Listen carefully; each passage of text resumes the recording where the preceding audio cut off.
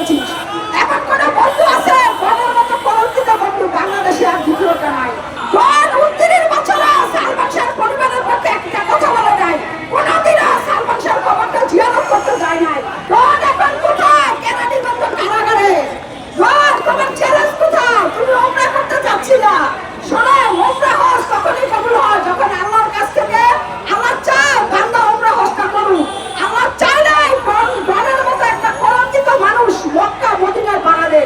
গণকে কারাগারেই বানায়, মক্কা মদিনায় বানায় না। গণ আসলে তো ওমরা করতে যায় না, গণ গেছিল গেম নিয়ে ইউরোপ পালাতে। ইউরোপ কে বলতো আমি অ্যাসাইলাম দেন, আমি রাষ্ট্রপরিপন্থী। গণ তুই তো রাষ্ট্রপরিপন্থী, কারণ তুই কিছুদিন লাফিয়ে বলেছিলি আওয়ামী করতো। যখন বিএনপি ক্ষমতায় আসবে তখন গণ বগুড়ায় গিয়ে বিএনপি নিয়ে ঘুরে বেড়াতো যাতে করে মামলাটা হালকা করা যায়। গণ হলো সুবিধাবাদী, যেখানে হাওয়া বসে সেখানেই সুবিধার জন্ম বসে থাকে। গণ 29 বছরে সালমান শাহর পরিবারের পক্ষে একটা কথা বলে নাই, কোনোদিনও সালমান শাহর খবরটা জিয়ারত করতে যায় নাই। যেই আমাদের 19 অক্টোবর আমাদের বিয়াটা ধরলো, মানে মামলাটা বলে এসে বলে কি Salman is part of my life. ওই কুত্তার বাচ্চা, গণের বাচ্চা, তুই সালমান শাহ যদি তোর পার্ট অফ লাইফ হয়, সামিরা তোর কে ছিল?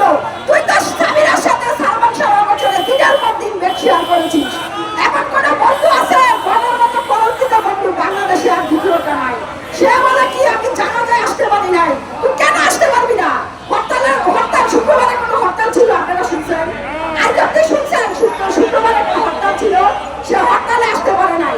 এখন আমার কথা, তুই তোকে আদালত যাতে জামিন না দেয়, কারণ হাইকোর্ট থেকে তোর জামিন দিতে হবে 320 ধারায়। আর প্রধানের সাথে গ্রেফতার না হওয়া পর্যন্ত কিভাবে তোকে জামিন দেয় বাংলাদেশ বিচার প্রশাসন, সেটাই সালমান বক্তরা দেখবে। আর সামিরা তুমি পলায় কোথায় যাবা? ভারতে যাওয়ার চেষ্টা করছো, সব আসামিরা ভারত যাচ্ছে, তুমিও ভারতে পারবে যাবা। এত সহজ না। তুমি ছাড়া আরো 11 জন আসামি যা করতেছে, 11 জন আসামিকে ধরার পরে যখন তোমাকে খুঁজে বের করা হবে, ইন্দুরের গর্ত থেকে তুমি পলাইতে বাধ্য। পলাইতে বাধ্য। গ্রহণ তোর ওপেন চ্যালেঞ্জ দেখ, প্রেস ক্লাব সমাগম হয়ে গেছে, সালমান শাহ ভক্তের পরিবার হাজির। তুই নাই, তুই চ্যালেঞ্জ দিয়েছিস সালমান শাহকে বিগত বছর খানেক আগে যে আমি ওপেন চ্যালেঞ্জ দিলাম, আমি প্রেস ক্লাব হাজির হবো। কোথায় তুই? এখন তুই কারাগারে। পাপের শাস্তি হবেই হবে।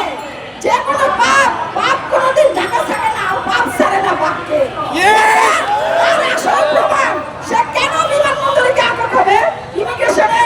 সে ওই দিন ইমিগ্রেশনে নাও যেতে পারতো। তার সাহসটা কত বড়, বুকের মাথা কত বড়। সে দেশটা করতেছে, অনুমতি না নিয়ে দেশটা করতেছে। এইভাবে সে খুন করে, গণ কিন্তু বগুড়ায় খুন করে আসছে।